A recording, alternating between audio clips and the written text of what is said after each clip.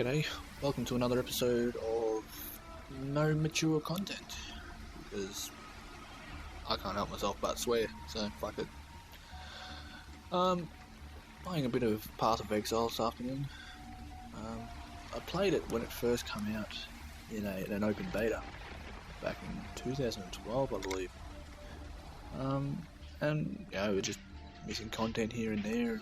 Obviously, just being a beta. I never really got into it because it was not finished. But it's obviously been released now. They still update it. I thought I'd give it another crack. See, at level 14, I only started playing this about 8 hours ago or so. Probably not even that long. So you progress pretty quickly. And there's not a lot of grinding, which is good. I played Diablo 1 and 2 back in the day. Good 15 years ago now I first played Diablo 1, and it was pretty challenging from the get-go. Even on the normal difficulty settings, you had to grind away to get some levels up before you could take on some bosses. I'm not sure if I've just not come across any real bosses here, but I've just plowed on through the game and not really come across too much of a great challenge. That said, I believe it's on the normal difficulty settings. One thing I have noticed though is the drops of the drops of sort of strong weaponry are fairly frequent. I might have just been lucky, but certainly had no trouble finding decent weaponry in this game, which is good because usually it drags. I've played Torchlight 1 and 2 not too long ago, and they're solid games. I believe they're made by the original creators of Diablo 1 and 2, and you can definitely see the influence there in that game. This one's made by a development company out of New Zealand, I believe, and they've done a solid job on this. A few different mechanics that I found to be a bit different. There's no money as such. All the currency at this point I've seen is actually in scrolls of wisdom, which are scrolls of identification that you would have in Diablo 2. When you sell items, they give you components to make a scroll fragment. They'll give you X amount of scroll fragments for a certain item, and they'll combine up till you get 5, and it'll turn into a scroll of wisdom. And you can either use them to buy more items or just to identify items that you find. I don't think there's any items worth buying from vendors, so neither here nor there really. You don't have to buy potions. The potions generate as you go. If they're killing enemies, they'll fill up. But what you can do, you can buy bigger flasks. So you've got the standard medium-sized flask there. It goes up to a bigger one. So there we go. We've got a small life flask. And you don't have to buy new ones in them. They do run out, but the more you fight, the quicker they fill up. One thing I've noticed with this versus, say, Diablo 3, is if I get these to kids first. Oh fuck. Alright, if we go down here, I'll show you the skills tree if you've not had it. Fuck's sakes. I'll show you the skill tree in a second. And just have a squiz at this one. And then go and compare it to Diablo 3. Not that one. Where are we? Here. Right. Not too bad, you reckon? Fuck me swinging. I've only played the duelist so far, and I can only assume that you would start in different places for different classes. But that is fucking spastic.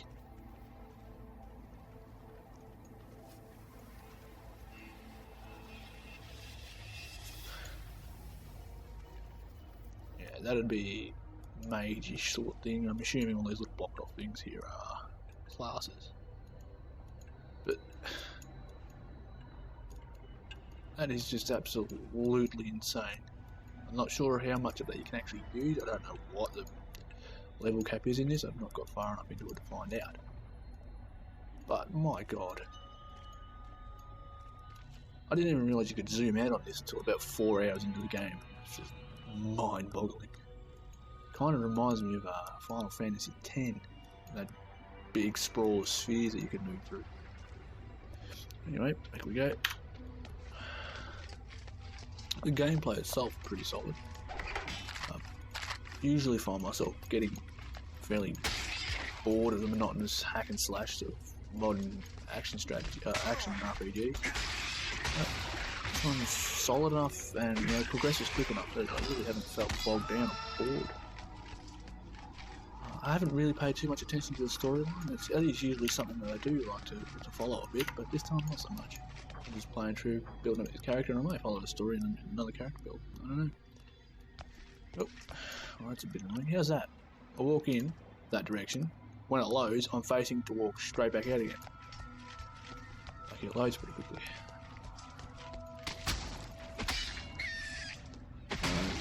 The enemy... Oh, what's going on there? Oh, the enemy variety seems reasonably good. I've not really seen too many reused in different areas. It usually seems to be about 5 or 6 different types in each area. Although those little crab things have made an appearance a few times. The zombies, yeah, they tend to change their name and appearance a little bit, but same can be said with the crabs. Whether or not I count that as a reuse, probably, but they tend to have different attributes. Now this is something interesting. Leveling up gemstones. Now we had gemstones in Diablo 1 and 2, but in this one, obviously they level up. They offer some pretty decent add-ons to your armour. So rather than just the usual sort of socket an item and get some fire damage or something like this, you'll get the same thing with this, but you also get a bunch of other bits and pieces that'll differ depending on what you actually socket it to, whether it be a piece of armour or a weapon. But regardless, it seems that attack damage can be used whether or not it's on armour or not. But instead of getting, X speed bonus, you'll get X armour bonus plus the attack damage, which is pretty cool. Now, I might have that wrong, but that's the way it seems so far. One thing I found pretty cool is, as useless as it is, being able to zoom in and follow this is quite, it's fun.